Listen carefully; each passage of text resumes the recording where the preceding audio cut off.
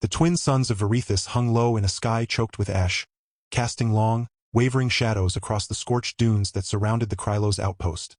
A jagged scar of durasteel and obsidian plating half buried in the desert. Inside, the air hummed with the low thrum of shield generators and the sharp, metallic tang of recycled oxygen. Captain Rhys Torin wiped a smear of soot from his brow, his fatigue stiff with dried sweat and plasma burns, as he stepped into the command chamber where General Vera of House Zal stood silhouetted against the panoramic viewport. She was tall, nearly a head taller than Rhys, with limbs that flowed like sculpted liquid beneath her form-fitting combat armor. Her skin shimmered the deep violet of twilight storm clouds, and her white hair, braided into a single thick plait that coiled down to her waist, glowed faintly under the chamber's emergency lighting. Rhys had fought beside her for 3 rotations now, ever since the Terran Coalition and the Krylos Concord had forged their uneasy truce against the Vorlax swarm. In that time, he'd come to admire her tactical brilliance, her icy calm under fire, and the way her eyes, pale gold like molten sunstones, could read a battlefield faster than any AI. But today, watching her trace the trajectory of enemy signatures on the holomap with slender, 3-fingered hands, something else caught in his throat. "You've been staring longer than usual, Torin," she said without turning, her voice a low, melodic rasp that somehow cut through the base's constant mechanical drone. "Is my armor misaligned again? Or have you finally decided to admit I was right about orbital deployment on Sector 7? Rhys blinked, startled. He hadn't realized he'd been obvious. "Neither, General," he said, forcing a grin that felt too stiff on his face. "I was just admiring the craftsmanship of your armor. The way it contours, it really suits you." Silence stretched for a heartbeat. Then two. Vera turned slowly. One eyebrow arched so high it nearly vanished into her hairline. A faint, amused glint sparked in those golden eyes. "My armor," she repeated, her lips twitching. "You're complimenting my armor." "Well, yeah," Rhys stammered, suddenly very aware of the heat rising in his cheeks. "It's impressive. Very form-fitting." Vera stepped closer, her boots clicking softly against the metal floor. She tilted her head, studying him like a puzzle she'd just decided to solve. "You humans," she murmured, almost to herself, "always so indirect." Then, with a sly curve of her lips that Rhys had never seen before, she leaned in just enough for her voice to drop to a near whisper. "Would you like to see it up close?" Rhys froze. Not metaphorically, not dramatically. His entire body locked as if hit by a neural stunner. His breath hitched. His fingers went numb at his sides, and for one terrifying, exhilarating second, the world narrowed to the gleam in her eyes and the faint, sweet scent of ozone and desert blossoms that always clung to her. He'd faced plasma barrages, Vorlax biodrones, and gravity wells with less panic than this. I, he managed, voice cracking like a recruit on his first drop. Vera's smirk deepened. She reached out, not touching him, but tracing a single claw-tipped finger along the edge of her chest plate. "This alloy is layered with bioreactive fibers. Responds to body heat, pulse, emotional state." Her golden eyes flicked down to his face, then back up. "Right now, it's glowing faintly along the thoracic ridge. Would you like to know why?" Before Rhys could formulate a response that didn't sound like gibberish, the base alarms shrieked to life. A piercing, multitonal wail that sent every soldier within earshot into motion. Red lights pulsed along the corridor walls. Vera snapped upright, all traces of amusement vanishing as if they'd never existed. "Vorlax incursion," she barked into her comm, already striding toward the armory. "Sector Delta. Breach in the eastern shield wall. Torin, get your squad to the breach point. Now." Relief and disappointment warred in Rhys's chest as he sprinted after her. The moment shattered but not forgotten. The image of her leaning in, that teasing question hanging between them. It clung to him like static as he barked orders to his fire team, loaded his pulse rifle, and charged toward the chaos erupting outside. The Vorlax had adapted again. Their biomechanical siege units now excreted a corrosive mucus that ate through durasteel like acid. 2 Krylos warriors lay slumped against the outer wall, their armor melted halfway down their torsos. Rhys fired, his shots precise and controlled, even as his mind replayed Vera's words. They held the breach, barely. Back inside the medbay hours later, Rhys sat on a bench, pressing a cold pack to a burn on his forearm, when Vera entered. Her armor was scuffed, one pauldron cracked, but she moved with the same lethal grace as always. She tossed him a ration bar. Terran brand, his favorite, and sat beside him without a word. The silence wasn't awkward. It was comfortable, familiar, the kind forged in shared exhaustion and mutual respect. "You handled the flank well," she said finally, peeling open her own ration with sharp, efficient motions. "Better than your usual." Rhys snorted. "Gee, thanks. You're welcome." She glanced at him, her expression unreadable. "Though I notice you didn't answer my question earlier." Rhys nearly choked on a bite of protein paste. "I, got interrupted by, the whole base almost getting dissolved." Vera's lips quirked. "Convenient." He turned to face her fully then, curiosity overriding his nerves. "Why'd you ask that, anyway? Was it a test?" She was quiet for a long moment, her gaze drifting to the medbay door where a wounded Krylo soldier was being carried in on a stretcher. "My people don't compliment each other casually," she said at last. "Praise is reserved for deeds, not appearances. When you said my armor suits me, it wasn't about the armor, was it?" Rhys swallowed. "No." A strange softness flickered across her face, something vulnerable beneath the general's mask. "Among my kind," she continued, voice lower now, "to be seen as desirable, it's complicated, especially for warriors, especially for women who lead. Many believe we trade beauty for strength, that we are too fierce to be loved." She met his eyes then, unflinching. "But you look at me like I'm both." Rhys's chest tightened. He'd never considered how lonely it must be, to command legions, to hold the fate of your people in your hands, and yet feel unseen in the most human of ways. "You are both," he said simply. "And more." Vera looked away, but not before he saw the faintest shimmer in her eyes, gold catching the dim light like struck flint. Then, with deliberate casualness, she stood. "Get some rest, Torin. We redeploy at dawn." But as she turned to leave, she paused. Just for a second. Just long enough for her fingers to brush against his shoulder, light as starlight, before she walked out. Over the next few weeks, something shifted between them. Not in overt ways. No declarations, no grand gestures. But Rhys noticed the extra rations left outside his bunk. The way Vera would linger after strategy meetings, asking about Earth, its oceans, its music, the way rain felt on human skin. He told her about his little sister back in the Sol system, how she used to build forts out of old circuit boards and dream of becoming an astromech engineer. Vera listened intently, her golden eyes softening in a way he'd never seen on the battlefield. In return, she shared fragments of her past. Her childhood in the crystal wastes of Krylos Prime, how she trained under her mother, a legendary warlord who died repelling the first Vorlax incursion. "She taught me that compassion is not weakness," Vera said once, her voice quiet as they stood watch on the observation deck. "It's the hardest kind of strength." Then came the night the Vorlax launched their final, desperate assault. They hit the base with everything: biotitans, plasma mortars, swarms of feral drones. The shields buckled within minutes. Rhys and his squad were pinned down in the East Trench when he heard Vera's voice over the comms, tight with strain. "Central Command is down. I'm rerouting power to the eastern generators. Torin, hold that trench. No matter what." "Copy that, General," he replied, ducking as a plasma bolt seared past his head. But then the comms crackled with static, followed by a choked gasp. Rhys's blood ran cold. "Vera? Vera! Respond." Silence. He didn't hesitate. Leaving his squad in the capable hands of Sergeant Rivas, he sprinted through the smoke-choked corridors toward Central Command. He found her slumped against the main console, one leg twisted at an unnatural angle, her armor split open across her ribs. Blood, deep indigo, almost black, streaked her skin. Her white hair was matted with ash and sweat, but her eyes were open, blazing with defiance even as her breath came in shallow rasps. "Stubborn human," she whispered as he dropped beside her. "I told you to hold the trench. You're bleeding out," he snapped, already tearing open a medkit. "Shut up and let me work." She laughed weakly, then winced. "Your hands are shaking." "They always do," he muttered, pressing a coagulant patch to her side. "Doesn't mean I can't patch you up."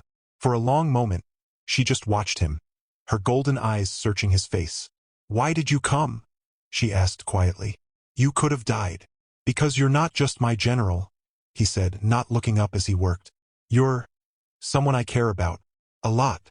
Vera went very still. Then, slowly, she reached up and touched his cheek with trembling fingers. "Rhys Torin," she said, her voice barely audible over the distant explosions. "Do you know what it means, in my language, to call someone I care about?" He met her gaze. "Tell me." "It means you've chosen them as your heart shield," she whispered. "The one who stands before you in battle, not to protect your life, but your soul." Rhys's throat closed up. He didn't know what to say, so he just kept working, his hands steadier now. They survived the night. Barely. In the aftermath, with the Vorlax forces in retreat and Krylo's reinforcements finally arriving, Rhys sat beside Vera's medbay cot, watching the slow rise and fall of her chest as she slept. Her leg was set in a biocast, her ribs wrapped in Regan bandages. She looked fragile in a way he'd never imagined possible. 3 days later, she woke, and the first thing she did was reach for his hand. "You stayed," she said. "I wasn't going anywhere," he replied. She studied him for a long moment, then nodded, as if making a decision. "There's something I need to show you." When she was strong enough to walk, with Rhys's support, they took a skiff to the ruins of an ancient Krylos temple half buried in the dunes, far from the base. The air was cool, the twin suns setting in a blaze of crimson and gold. Vera led him to a stone archway covered in faded glyphs. "This is where bondmates are pledged," she said, her voice quiet. "Not just lovers, partners, equals, in war and peace." Rhys's heart hammered. "Vera!" She turned to him, her golden eyes fierce and bright. "I don't know what your customs say about humans and Krylos, about soldiers and generals. But I know this. I want you beside me, not just in battle, in everything." Rhys looked at her, at the purple skin gleaming in the sunset, the white hair catching the last light, the strength and vulnerability warring in her eyes, and knew with absolute certainty that he'd follow her anywhere. "Then I'm yours," he said simply. She smiled then. A real smile, wide and warm and unguarded. And before he could overthink it, she leaned in and kissed him. It was nothing like he'd imagined. Her lips were softer than they looked, her touch surprisingly gentle. And when she pulled back, her eyes held a promise he was ready to accept. But their moment was shattered by the thunder of engines overhead. A Vorlax command cruiser, bigger than any they'd seen before, descended from the clouds, its hull bristling with weapons. Red beams lanced down, carving craters into the desert. "They're not retreating," Rhys breathed. "They're regrouping." Vera's expression hardened, the general returning in full force.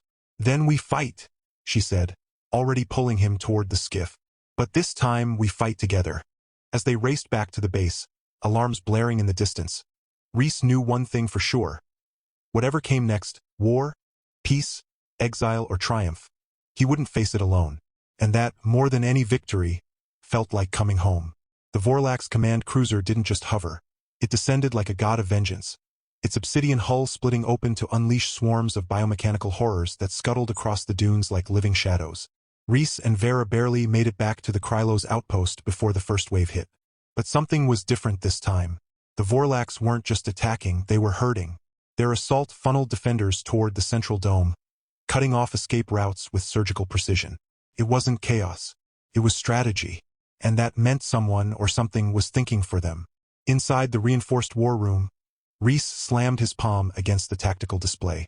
"They're not after the base," he said, voice sharp with realization. "They're after you."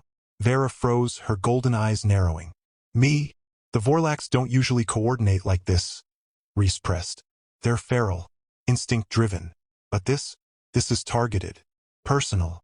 He turned to the comms officer, a young Krylos soldier with nervous fingers. "Patch me through to Fleet Command. Ask if there've been any recent Vorlax attacks on other high-ranking Krylos officials." The answer came back in less than a minute. 3 assassination attempts in the past cycle. All failed. All aimed at House Zal. Vera's face went still as polished stone. "My mother's bloodline," she whispered. Then louder, "Seal the lower vaults. Now." Before anyone could move, the lights flickered and died. Emergency backups flared to life, casting the room in a blood-red glow. A low, guttural hum vibrated through the floor. Rhys recognized it instantly. Neural disruptor field. The kind used to paralyze organic nervous systems while leaving machines untouched. "They're already inside," he growled, yanking his sidearm from its holster. As if on cue, 3 Vorlax infiltrators dropped from the ventilation shaft, sleek, armored creatures with segmented limbs and glowing red ocular clusters. They moved with eerie silence, blades extending from their forearms like living scalpels. Vera drew her plasma halberd in one fluid motion, its blue-white energy flaring to life with a crackle that filled the room. Rhys fired, his shots precise, dropping one infiltrator before it could lunge. But the second one wasn't aiming for him. It lunged at Vera, not to kill but to grab. A thin, needle-like probe extended from its palm, aimed straight for the base of her skull. Rhys didn't think. He threw himself in front of her, taking the brunt of the impact. The probe grazed his temple, sending a jolt of searing pain through his skull. He collapsed, vision swimming, muscles seizing. "Rhys!" Vera's voice sounded distant, distorted. He saw her strike, the halberd cleaving through the infiltrator's torso in a spray of black ichor, but then darkness swallowed him. When he woke, he was strapped to a cold metal table in a sterile, white chamber that smelled of antiseptic and ozone. His head throbbed like someone had drilled into it with a plasma torch. He tried to move, but restraints bit into his wrists and ankles. Across the room, Vera stood encased in a transparent stasis pod, her eyes wide with fury, her mouth moving soundlessly. She was alive but helpless.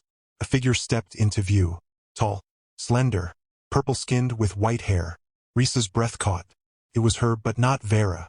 This woman was older, her features sharper, her posture rigid with authority. Her armor was ornate, edged in silver filigree, and a circlet of black crystal rested on her brow. She studied Rhys with cold, calculating eyes the same pale gold as Vera's. "You're awake sooner than expected," she said, her voice smooth as polished glass. "Impressive resilience for a Terran." "Who the hell are you?" Rhys rasped. "I am High Matriarch Zelira of the 7th Bloodline," she said, folding her arms. "Vera's elder sister, and, until recently, presumed dead." Rhys's blood ran cold. "Presumed dead? Then who's been leading House Zal?" "I have," Zelira said, a cruel smile touching her lips. "From the shadows. While my dear sister played war hero on the front lines, I rebuilt our house's power. And now, I reclaim it fully." "You're working with the Vorlax?" Rhys couldn't keep the disbelief from his voice. "Not with them," Zelira corrected. "Controlling them. The Vorlax Queens answer to me now. Their neural hive mind was pliable. Once I implanted the command nodes." She gestured to the probe still embedded near Rhys's temple. "That was a sample. One I intended for Vera. But you interfered." Rhys's stomach clenched. "You're turning your own people into puppets." "I'm ensuring Krylo's dominance," Zelira snapped, her composure cracking for just a second. "The Concord is weak. The Terrans are reckless. Only through absolute control can we survive the coming galactic collapse. Vera's compassion is a luxury we cannot afford." "She's not weak," Rhys shot back, straining against the restraints. "She's stronger than you'll ever be, because she fights for something besides power." Zelira's eyes narrowed. "Sentimental fool." She turned to a console beside the stasis pod. "Once I extract Vera's genetic key, the final sequence needed to activate the Vorlax command nexus, House Zal will command an army that no coalition can stop. And you, Captain Torin, you'll be a footnote. A human who died loving a queen who never ruled." Rhys's mind raced. The probe in his temple, it hadn't fully activated. He could still think, still feel. Maybe it could be used. "Vera doesn't have the genetic key," he said suddenly, forcing his voice to sound calm. Zelira paused. "Don't lie to me, Terran." "I'm not," Rhys said, meeting her gaze. "The key isn't in her blood. It's in her bond. The ancient Krylos ritual, you know it. The heart shield bond. It's not just ceremonial. It's biological. The moment she chose me, her DNA changed. The key split between us." Zelira stared at him, her expression unreadable. Then she laughed. A sharp, brittle sound. "A charming fairy tale, but I've studied every gene in her bloodline. There is no bond signature." "Then why hasn't the Nexus activated?" Rhys challenged. "You've had her for hours. If the key was whole, you'd already be queen of the galaxy." Silence. Zelira's fingers twitched. She glanced at the dormant Vorlax command console. The central orb pulsed weakly, flickering between red and gray. Rhys pressed his advantage. "You need both of us. And if you kill me, the bond severs. The key shatters. Forever." For the first time, doubt flickered in Zelira's golden eyes. Then, with a hiss of frustration, she stormed out, barking orders to unseen guards. "Keep them alive.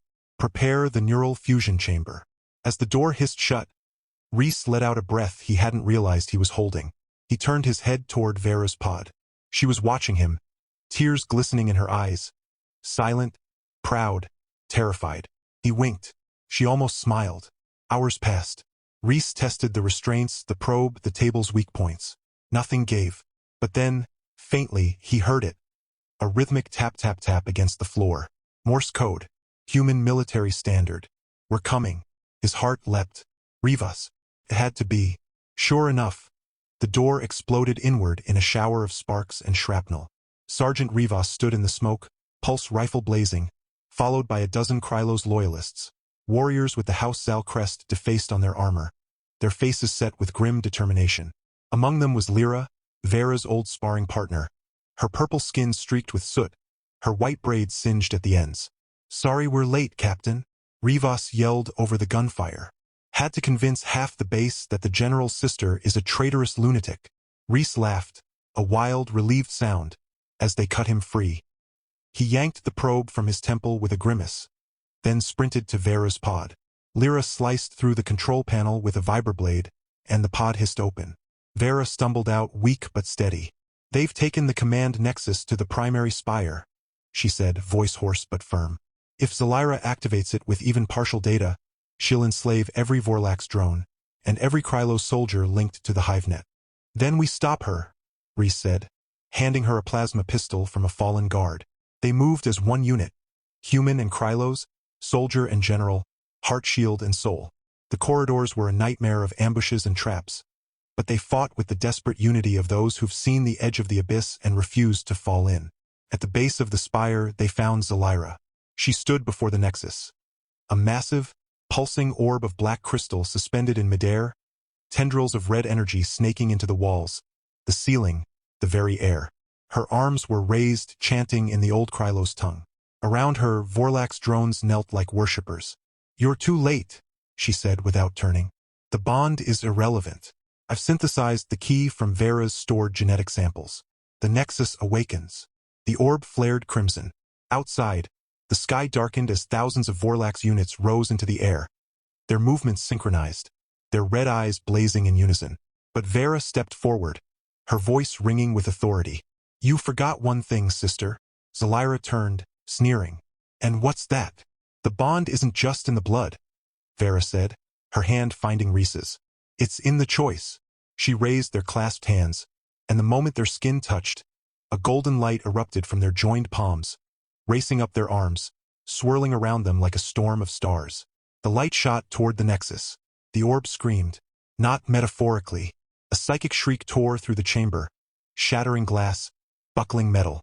The red energy flickered, then reversed, turning gold. The Vorlax drones collapsed, twitching, then lay still. Zalira staggered back, her face twisted in horror. "Impossible. The bond requires a lifetime of shared trials. You've only known each other weeks. Love doesn't count in days," Reese said quietly. "It counts in moments." The golden light intensified, wrapping around the nexus, rewriting its code. The Vorlax weren't being controlled anymore. They were being freed. Zalira screamed, lunging for a control panel, but Lyra tackled her mid-leap.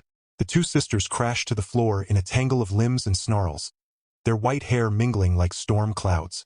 The nexus pulsed once, softly, then went dark. Silence. Then, slowly, the first Vorlax drone rose. Not to attack, but to bow. One by one, they knelt, not to Zalira, not to the Hive, but to Vera and Reese. The war wasn't over. The galaxy was still broken. But something had shifted. Later, on the observation deck as the twin suns rose over the dunes, Reese stood beside Vera, their shoulders touching. Below, Krylos and Terran engineers worked side by side, dismantling Zalira's command nodes, repurposing Vorlax tech for peace instead of war. "She'll be exiled," Vera said softly. "Not executed. My mother would have wanted it that way." Reese nodded. "Compassion, even for monsters. Especially for them," Vera corrected, leaning into him. He wrapped an arm around her waist, breathing in the scent of ozone and desert blooms. "What now?" She looked up at him, her golden eyes gleaming with something new, hope. "Now," she said, "we rebuild. Together." But even as the words left her lips, a priority hail crackled over the base comms. A voice Reese hadn't heard in years. Captain Torin, this is Fleet Admiral Chun of the Terran Coalition. We've intercepted a transmission from deep in the Vorlax homeworld. It's addressed to you. Rhys and Vera exchanged a glance. What does it say? He asked. The Admiral's voice dropped, weighted with dread. It says, the true queen wakes. Come home, Heartshield. The cradle stirs. Vera's hand tightened around his. The Vorlax don't have queens, she whispered. Not anymore. Then who? Rhys said slowly. Just called me Heartshield? The twin suns climbed higher, casting long shadows across the desert. And somewhere, far beyond the stars, something ancient and hungry was stirring. The message from the Vorlax homeworld haunted them like a ghost in the wiring of the base. For days, Rhys couldn't sleep, pacing the observation deck under the twin suns, while Vera reviewed decrypted fragments of the transmission. The language was archaic, older than the Krylos Concord itself, laced with harmonic frequencies that resonated deep in the bones. And the signature, it matched no known Vorlax biopattern. Yet it called Rhys by the most intimate Krylos term of all, Heartshield. But before they could mount an expedition, before they could even draft a plan, something unexpected happened. Peace broke out. Not the fragile, treaty-signed kind that crumbles at the first spark, but real, stubborn, inconvenient peace. With Zelira's command network dismantled, the Vorlax drones scattered, not in retreat, but in something resembling confusion. Then curiosity. Then cooperation. One by one, hive clusters across the frontier ceased hostilities, responding instead to gestures of goodwill. Food drops, medical aid, even shared music broadcasts. The Vorlax, it turned out, hadn't been evil. They'd been enslaved, hijacked by Zelira's neural implants. Their ancient hive mind twisted into a weapon. Now, untethered, they sought understanding. And at the center of it all stood Rhys and Vera. Their bond, once a whispered rumor among soldiers, became legend. Human and Krylos, soldier and general, Heartshield and soul. They didn't seek fame, but it found them anyway. Delegations came from across the galaxy. Terran ambassadors, Krylos elders, even Vorlax emissaries whose bodies shimmered with iridescent chitin and spoke through harmonic resonance. They didn't bring demands. They brought questions. How did you bridge the impossible? How did you see the person behind the alien skin? Rhys always gave the same answer. We didn't try to change each other. We just chose to stay. Vera, ever practical, turned the legend into something real. She petitioned the Krylos High Council and her exiled sister's former allies to establish a neutral zone on the edge of the Viridian expanse. A planet neither Terran nor Krylos, scorched clean of war, rich with water and twin sun orchards. They called it Everil, place of new breath in the old tongue. And on that world they built a home. Not a palace, not a fortress, a simple stone house with wide windows, a garden of Terran roses and Krylos moon lilies, and a porch where Rhys liked to sit with his boots off, watching the double sunset paint the sky in gold and violet. Their wedding was small, just family, what little remained of Rhys's from Earth, and what Vera had reclaimed from her fractured house. Rivas stood as Rhys's honor brother, Lyra as Vera's bond sister. Even Zelira sent a single white crystal flower, a silent apology, or perhaps just acknowledgement that some wounds take generations to heal. They married under an arch of woven starlight vines, hands clasped, foreheads touching, as the ancient Krylos vow was spoken. I guard your soul as you guard mine.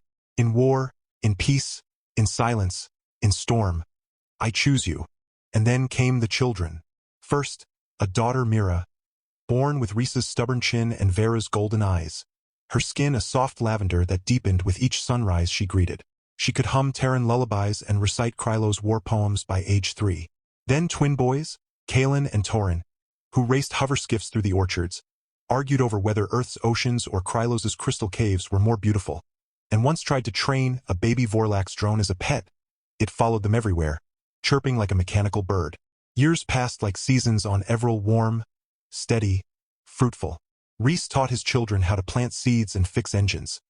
Vera taught them how to listen to the silence between stars and stand unbroken in the face of fear. They never raised them as heirs or soldiers, but as people, kind, curious, unafraid of difference. The mysterious message from the Vorlax homeworld was never fully solved. But decades later, when Mira, now a xenobiologist, led an expedition to the Vorlax cradle world, she found ruins of a civilization older than memory, and at its heart, a single chamber. Inside, preserved in stasis, slept a being of light and chitin, its mind humming a lullaby in perfect Terran Krylos harmony. It wasn't a queen. It was a teacher, the last of an ancient race that had seeded compassion across the galaxy, waiting for a time when two souls, one human, one alien, would prove that love could be the strongest shield of all. Mira returned home with stories, not weapons, and Reese, now gray at the temples but still sharp-eyed, hugged his daughter and whispered, "We always knew kindness would win." Vera, her white hair long and loose down her back, her purple skin lined with laughter and sun, took his hand on the porch as the twin suns set once more. Their children's laughter echoed from the orchard. The garden bloomed. The stars watched, silent and kind. They had fought wars, uncovered secrets, defied empires. But their greatest victory was this: a quiet evening, a shared cup of spiced tea, and the certainty that they had built something that would outlast every battle, a family. And in the end, that was all the happy ending they ever needed. Years melted like desert sand through their fingers. On the peaceful world of Everil, Reese and Vera built not an empire, but a home, walls of sun-baked stone, floors worn smooth by running feet, windows open to twin sunsets and starlit lullabies. Their wedding had been simple, their vows deep. No crowns, only clasped hands and the promise to always choose each other. Children came like blessings. Mira first, with golden eyes and lavender skin. Then the twins, Kalen and Torin, full of mischief and laughter. They grew among Terran roses and Krylos moon lilies, speaking two languages, singing songs of earth and epics of the crystal wastes. Reese taught them to fix engines and plant seeds. Vera taught them courage, compassion, and how to listen to the silence between stars. The galaxy changed. The Vorlax, once feared, became allies, their drones now tending gardens instead of wielding blades. Even Zelira, in distant exile, sent word of remorse carried on a single white crystal bloom. The mysterious voice from the Vorlax homeworld was never fully understood, but its message had already been answered in the life Reese and Vera lived. Decades passed. Hair turned silver, skin lined with sun and smiles, but their hands never stopped finding each other. On their porch, under endless skies, they watched their children marry, their grandchildren play among the orchards, their legacy not of conquest, but of kindness. One evening, as the twin suns dipped below the horizon in a blaze of gold and violet, Vera leaned her head on Reese's shoulder. "Was it enough?" she asked softly. He kissed her temple, breathing in the familiar scent of ozone and desert blooms. It was everything, and in that quiet moment, with love echoing through generations, they knew no war, no secret, no galaxy-spanning mystery could ever eclipse the joy of a life built together, heart shield to soul, until the stars themselves grew quiet.